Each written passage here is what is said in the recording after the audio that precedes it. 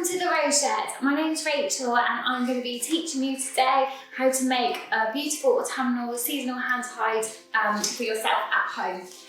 I've got a beautiful selection of gorgeous flowers which are available to buy from your local florist. You can pick up the odd few bunches here and there, or if you're lucky enough to have a gorgeous garden at home that you can maybe pop outside with your secateurs, snip some bits. It's all very accessible hand tie that you can create at home.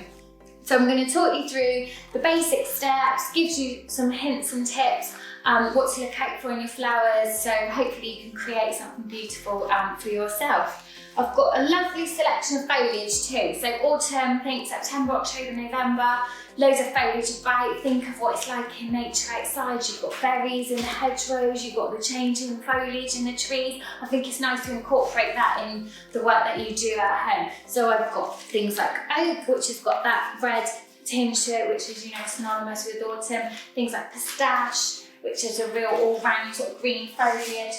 Foliage eucalyptus, which even just that looks lush on its own. You can just do a big vase of foliage.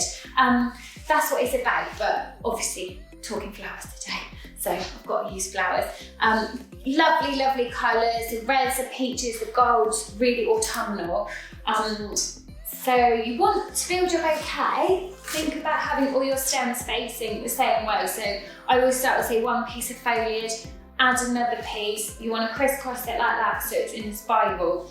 So that's the base of your bouquet. You can then add in another stem, like that. You can twist as you go, just adding each piece facing the same way. This just ensures you have a really full, the stems are neat, but your bouquet will be full.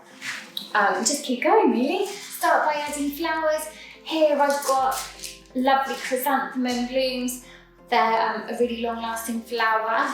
The types of flowers that you would get from our monthly subscription flowers. I tend to use the more long-lasting varieties for your subscription, just because if you're looking for flowers at home, you want them to have a really good vase life, so you're looking for that longevity. These are the kind of flowers that last well.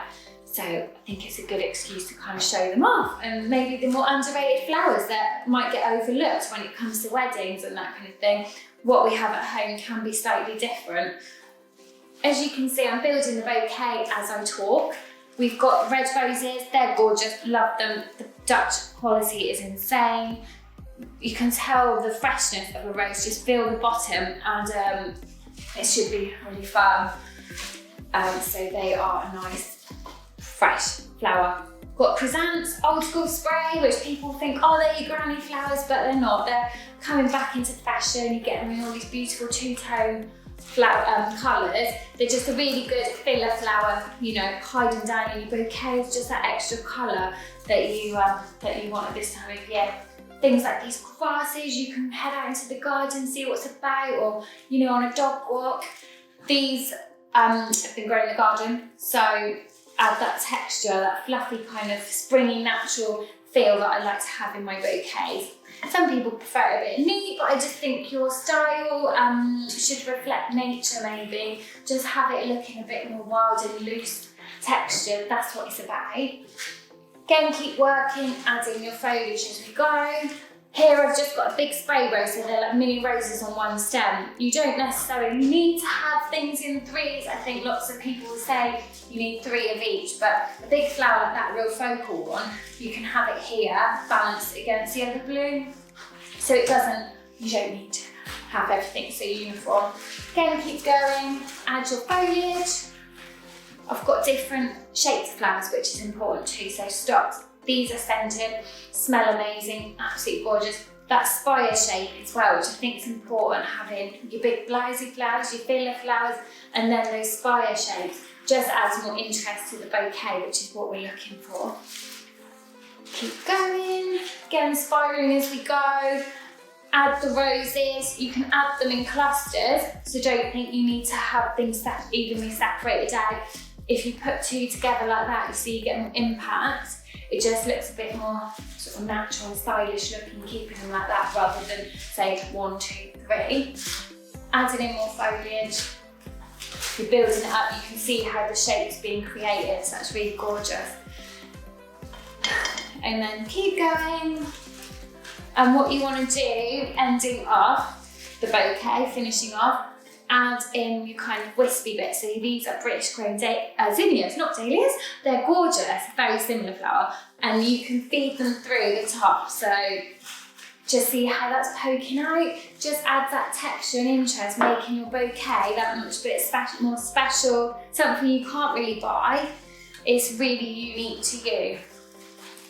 So I'm putting those in like that, and I'm happy with that. You can see the flowers are kind of neat at the bottom. Think about your vessel that you're putting them in. If the vase is shorter, cut them down. If it's taller, you can lift them up a wee bit. Here's my vase. So you want to cut the flowers diagonally, and that way the stems don't rest flat at the bottom of the vase and they can take up as much water as they need. Make sure you strip all the leaves off the bottom as well, because you don't want any foliage in the water, which creates bacteria, which doesn't help with vase life. So here you can see natural-ish looking bouquet filled with autumnal, you know, all the gorgeous flowers that we're lucky enough to be exposed to at this time of year.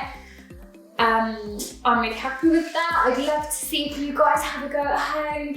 Let me know if you do your own creation. You can tag me at The Rose Shed on Instagram, so I'd really love to see, you know, what we can all create together. I think it's a really fun thing to do, whether it's for yourself or for a gift for someone special. It's just a really nice thing to do at this time of year. So likewise, if you have any queries, or if I haven't answered any questions you may have been thinking or might have missed out some hints and tips, give me a shout, and I'm always happy to, you know, offer advice. It's a really great thing to talk about flowers. I could talk about flowers all day, but I won't. I will save that for another video. So thanks for listening, and hopefully see you again soon.